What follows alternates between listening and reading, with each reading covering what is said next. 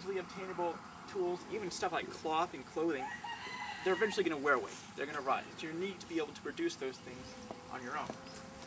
Here I've got a wide range of primitive tools. Most of them are stone technology based, but I do have a few that I've made out of iron implements. Iron will still probably be very easy to find, as well as things like plastic, so you of course incorporate those into your survival strategy.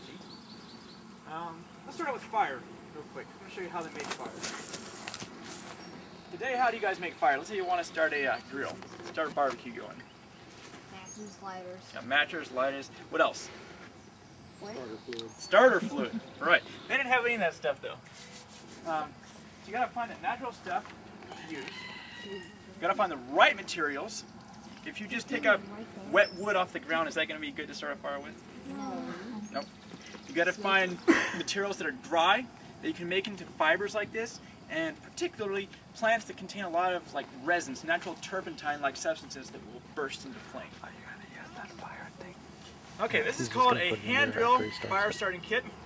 The best plants to make it out of are sotol and yucca. Sotol, once again, was our plant that we used to cook the heart. So sotol is kind of be like our Walmart for a survival situation, because you can make food from it, you can use the leaves for making mat work, you can use the stalks for making spears, and you can also use them for making fire.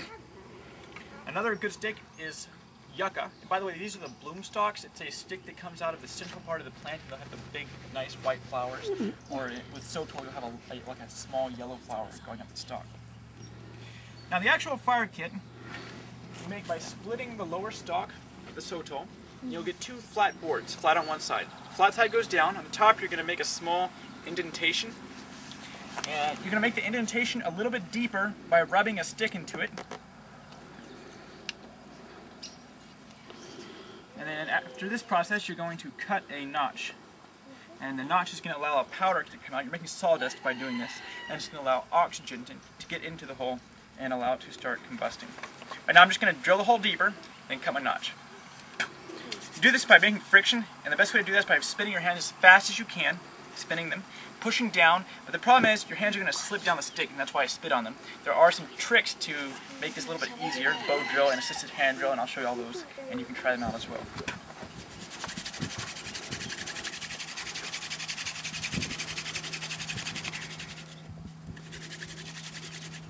Okay, got my hole deep enough so that my stick won't slip out when I really go for it. Cut my notch. The notch, kind of hard to see from back there, but it's going to be a V shape, an upside down V on the side, a V on the top, and a V on the bottom. The notch is very important. It makes it a whole lot easier, and it should run about to the middle of your hole.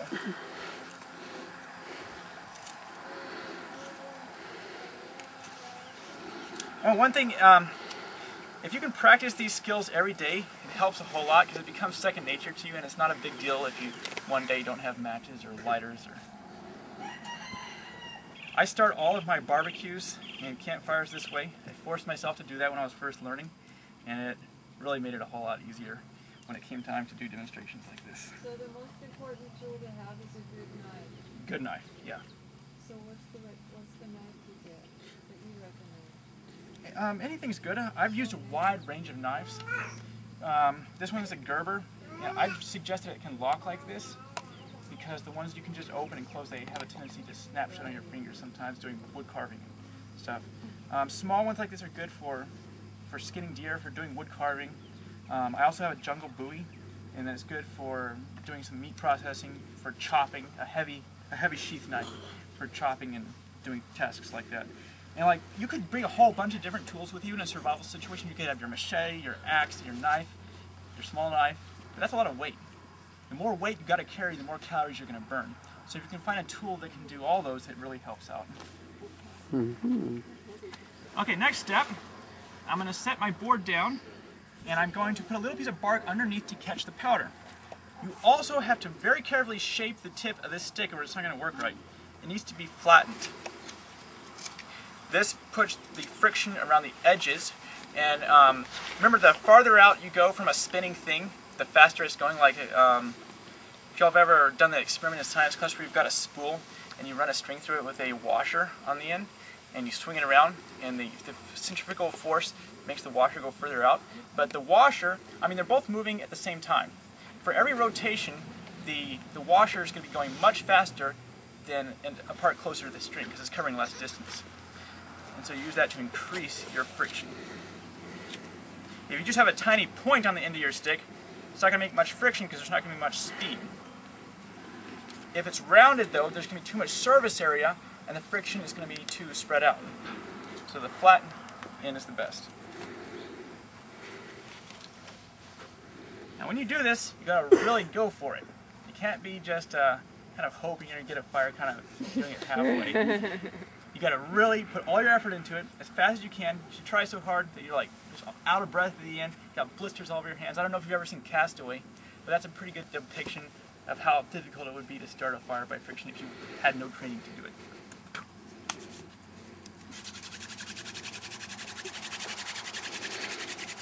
Okay, we got smoke.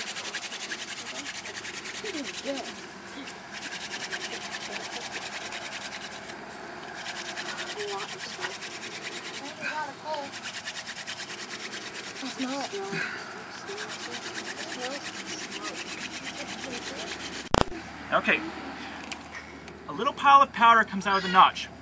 When smoke comes out of the pile of powder, you know you've got a coal. Actually, my coal just went out. The problem is the humidity today. So let me try this fireboard with a different stick. See if that'll help a bit. Gotta make a new hole.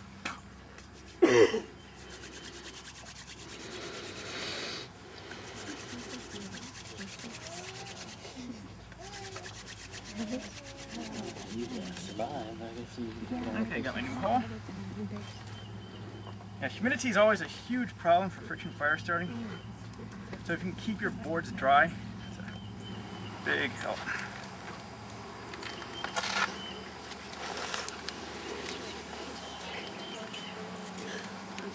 You know how long it takes? How long this process? It shouldn't take longer than a minute to get a coal. After you get your coal, it shouldn't take longer than 3 minutes to make it burst into flame. I'm going to drop it into that bundle of juniper bark. Blow on it, it should be in flame in less than 2 minutes. If it's taking you 30 minutes, you're doing something wrong. Now, the last hole in this board, so there's a possibility it might break, but I want to give it a shot. There's dinner over there. Where? Oh, we got a chicken over there, Nathan. Really? Oh no, he heard that. He started his in 20 minutes. Really? And he had to try 2 times.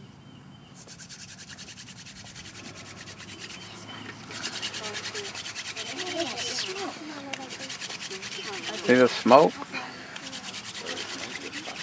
Come on, Nathan. You can do it. Beat the humidity.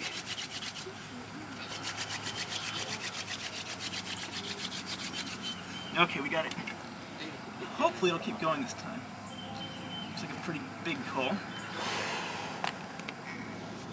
I got it now. Okay. Now fan it a bit. See it glowing red? What I'm going to do, very carefully, it's just powder.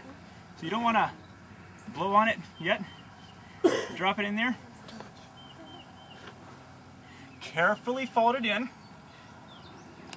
Don't squish it, but carefully fold it in so you don't blow the powder away. But you want to keep it heavy enough air. Then you start to blow.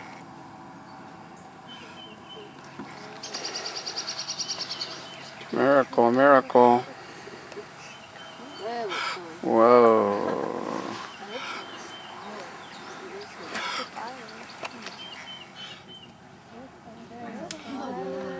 Amazing.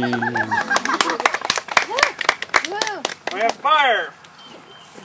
Man's red Out, flower. it's still going. The next part, if you just get that, you don't have a fire yet. Next, you want to add small dry twigs, and I gathered these ones from the tops of the trees where they are not as wet.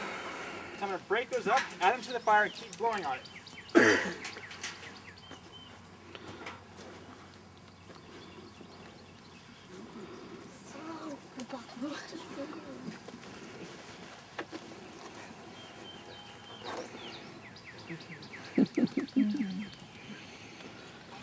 That's always the big part of the show, actually.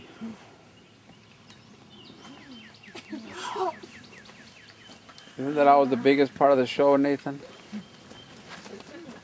The fire starting.